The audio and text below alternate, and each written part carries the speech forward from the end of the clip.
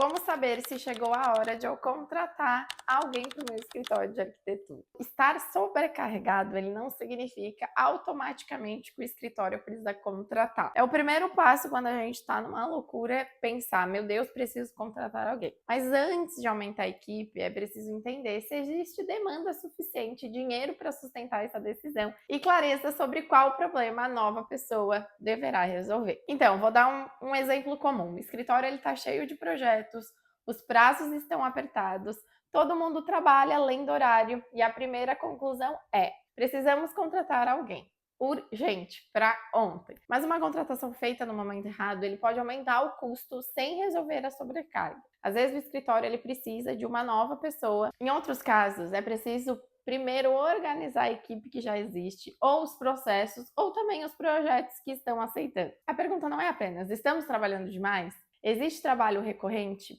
bem definido e financeiramente sustentável para uma nova pessoa entrar na equipe? Então, o primeiro passo é descobrir onde vem a sobrecarga. Antes de abrir uma vaga nova, a gente precisa entender o que está ocupando a equipe atual. Pode ser o aumento real e constante da demanda, a concentração de tarefas em uma única pessoa, retrabalho, falta de definição de responsabilidade, projetos com escopo descontrolado, processos que ainda dependem de sócios.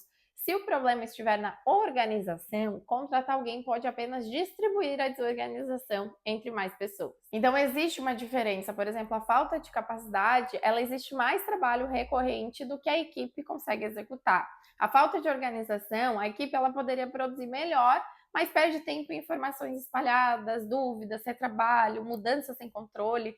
Então a demanda, ela precisa ser recorrente e não apenas urgente. Então uma semana caótica ou um projeto muito grande, eles não são suficientes para justificar uma contratação permanente. Nesses casos, uma grande e boa solução é fazer uma terceirização. Mas o ideal é a gente olhar para os últimos meses que passaram. Então, a equipe está no limite há quanto tempo que isso está acontecendo? Novos projetos continuam entrando?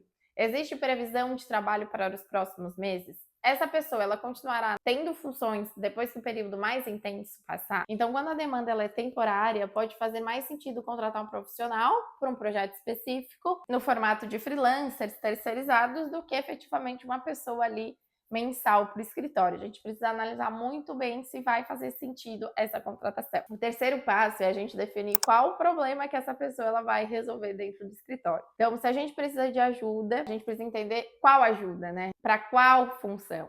Então, quais tarefas ela vai fazer, quais responsabilidades essa pessoa vai assumir, qual resultado a gente espera dela, que conhecimento técnico é necessário para essa função.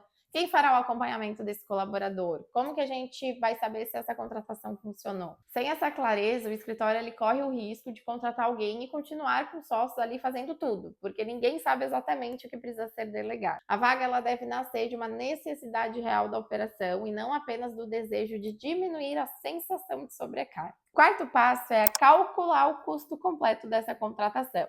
Então, o custo ele não termina no salário ou no valor mensal combinado. Também aqui pode entrar encargos e impostos, benefícios, computador, programas, ferramentas, o espaço físico, algum tipo de treinamento, tempo que a pessoa vai ter ali para integrar na equipe, horas de acompanhamento da equipe. Então, o escritório ele precisa entender se o caixa consegue sustentar essa contratação, mesmo que um projeto atrase ou um cliente demore a pagar ou a demanda oscile. Então, não basta conseguir pagar apenas no primeiro mês, né? Essa contratação ela precisa caber na estrutura financeira do escritório. O 5 passo é escolher um modelo de contratação de acordo com a sua necessidade. Então, nem toda necessidade exige um funcionário de tempo integral. Pode fazer mais sentido contratar, por exemplo, ou realmente um freelancer para demandas específicas, né, ou momentos de maior volume. Pode ser um prestador de serviço recorrente, então quando existe continuidade, mas ainda não há necessidade de dedicação integral. Pode ser estagiário, quando existem atividades compatíveis e alguém disponível ali para orientar também essa pessoa. Pode ser um profissional fixo, quando a demanda é recorrente, a função está clara e o escritório consegue sustentar isso. Pode ser um parceiro especializado, então quando o escritório precisa ampliar a entrega sem incorporar aquela especialidade na equipe. Então o modelo ele deve acompanhar o momento do negócio e não uma ideia pronta de como a equipe deveria ser. O sexto passo é organizar o escritório antes dessa pessoa entrar. Sei que isso não vai acontecer em muitos casos, mas seria o ideal. Porque essa pessoa ela não deveria chegar e descobrir o trabalho observando o que os outros fazem, né? Então, antes de entrar, o ideal é a gente organizar a descrição da função desse colaborador, as atividades e responsabilidades, quais projetos ele vai participar, quais ferramentas ele vai utilizar, onde ficam essas informações, qual que vai ser a rotina de reuniões, qual que vai ser a forma de acompanhar essas tarefas, quais vão ser os critérios de aprovação desse colaborador e como que vai ser o processo de integração no time. Então, contratar sem preparar essa pessoa só vai aumentar a dependência dos sócios e fazer a pessoa levar muito mais tempo para contribuir de verdade. Sétimo passo é os sinais de que a contratação faz sentido. Então, a contratação, ela começa a fazer sentido quando? Quando essa sobrecarga é recorrente, quando existe uma demanda já prevista, quando as tarefas que serão delegadas, elas estão bem claras, quando a equipe atual não consegue mais absorver o volume sem comprometer o prazo e a qualidade. Quando o escritório ele tem uma capacidade financeira e um planejamento para essa contratação,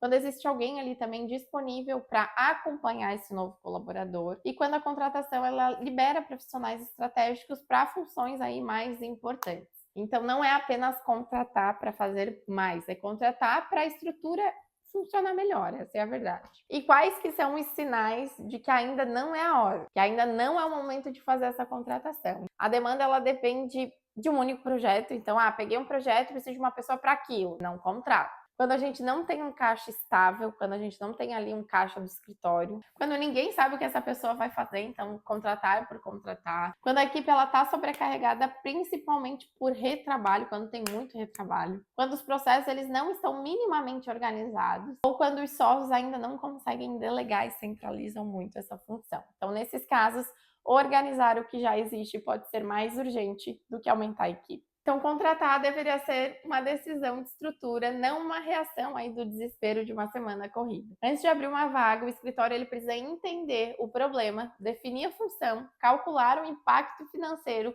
e preparar o espaço para que essa pessoa consiga trabalhar com mais autonomia. Uma boa contratação não apenas diminui a quantidade de tarefas, ela aumenta a capacidade do escritório sem aumentar a confusão. Então, se você está passando por essa dúvida aí dentro do seu escritório de arquitetura, entre em contato com a gente, porque nós temos aí a solução ideal para conseguir reestruturar todos esses processos, os cargos e as funções de cada colaborador.